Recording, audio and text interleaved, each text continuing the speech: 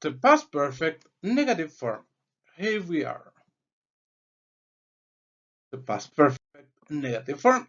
Structure. Subject, had, not, or you have the option to write hadn't.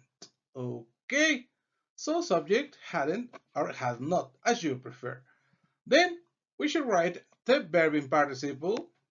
Next, to complement yet. In this case, we will use the word yet. That means aún o todavía in negative sentences.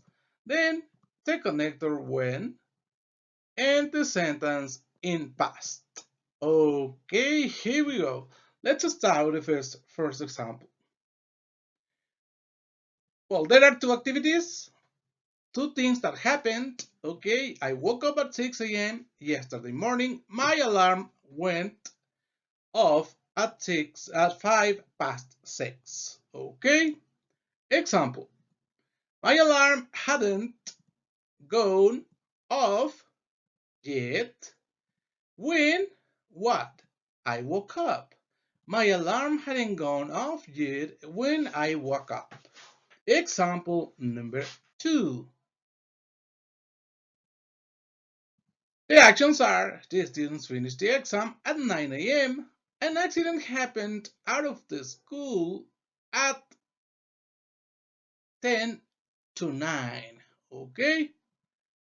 And the sentences: the students hadn't finished the exam yet when the accident happened. The students hadn't finished the exam yet when the accident happened. Example number 3.